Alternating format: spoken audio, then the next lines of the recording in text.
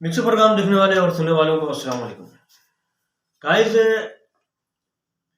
पाकिस्तान में सियासत के हवाले से जो है आपको पता है कि उतार चढ़ाव चलता रहता है, और ख़ास तौर पे कराची में तो कुछ ज़्यादा ही होता रहता है।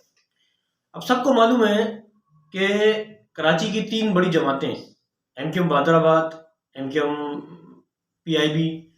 चलो PIB बड़ी जमात तो नहीं है, लेकिन उसका फिर भी एक नाम है। और इसके अलावा PSP, पाक सर ज़मीन पार्टी, और एक आफाक अहमद ने सपोर्ट किए, लेकिन वो अभी इंतजाम नहीं हो रहे। अभी तीन बड़ी जमातें आपस में मुत्तहिद हो गई, एक बल्कि हो गई, सिर्फ ऐलान करना बाकी रह गया है। कुछ ही अरसे में जो है ऐलान हो जाएगा। लेकिन सवाल ये पैदा होता है, क्या बानी MQM को माइनस करके क्या ये कराची में मैंडेट हासिल कर पाएंगे? अवाम का ये कहना है कि बिल्कुल हासिल नहीं कर पाएंगे, क्योंकि बड़े बड़े जो हमारे साफ़ी हैं, जिसमें हामिद मीर है, सलीम साफ़ी हैं, बहुत सारे हमारे साफ़ी हैं, वो भी इस बात को की तस्दीक कर चुके हैं। तो इसके अलावा जो है अब देखने में ये आ रहा है कि मुस्लिम लीग नून के जो रहनुमा हैं, वो आजकल जो है MQM लंदन के ऊपर काफ़ी जो है वो तनकीद कर रहे हैं, उनको बुरा भला कह रहे हैं, गालियाँ दे रहे हैं। और इस हवाले से जब ये हमने ये बात सुनी, तो सुनने के बाद जो है MQM लंदन का बहुत ही ज़्यादा जो है ख़तरनाक रिएक्शन आया उसके ऊपर। MQM लंदन ने जो है अभी एक दिन पहले जो है इसका इसका रिएक्शन दिखाया और इसके जवाबी कार्रवाई की, यानी कि बहुत ज़बरदस्त तगड़ा जवाब दिया मुस्लिम लीग नून को।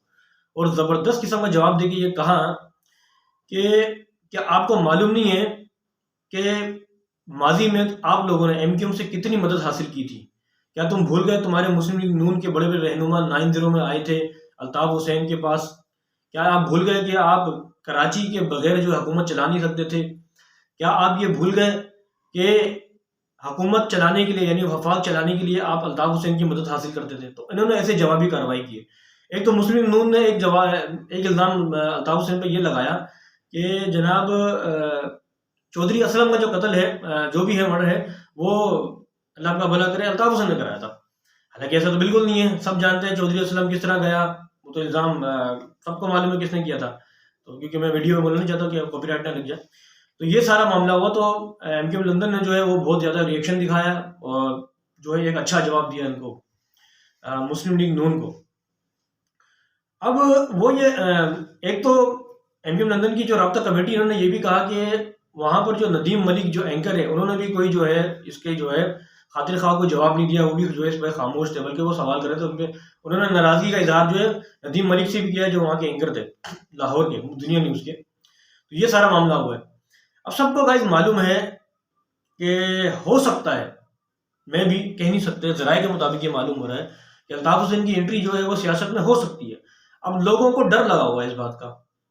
सबसे ज़्यादा जो डर लगा हुआ है वो लगा हुआ है PTI को, इमरान खान को।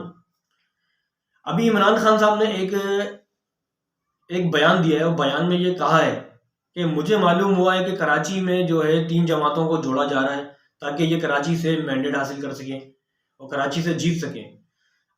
इमरान खान को शायद इस बात का डर लगा हुआ है कि अल्ताफ़ हुसैन ना आ जाए दोबारा से।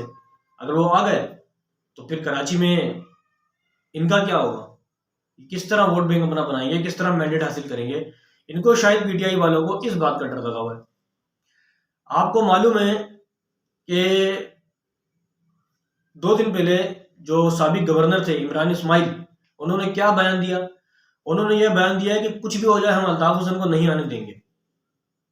उन्होंने ये बयान दिया। तो इसका जवाब भी जो है वो MQM लंदन की राब्ता कमेटी ने दिया है बड़ा ज़बरदस्त तरीके से। मैं ये बताना नहीं साथ जाता स्क्रीन में। तो गाइस ये सारी बातें आपस में हुई, तो कराची की सियासत में एक बहुत बड़ी हलचल चल रही है, गर्मा गर्मी चल रही है, थर्मामीटर का पारा बहुत हाई हुआ है। और इसके अलावा जो है पूरे कराची के कई मकामात में चौकिंग हो गई हैं, बैंगर्स आवेजा कर दिए गए हैं।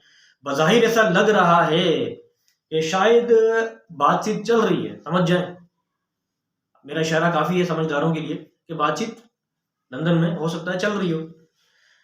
तो जिन्होंने अल्ताफ़ हुसैन को माइनस किया है तो वो ला भी सकते हैं, ये तो बड़े बड़े लोगों का भी यही कहना है। तो आगे चल के देखते हैं होता है क्या है।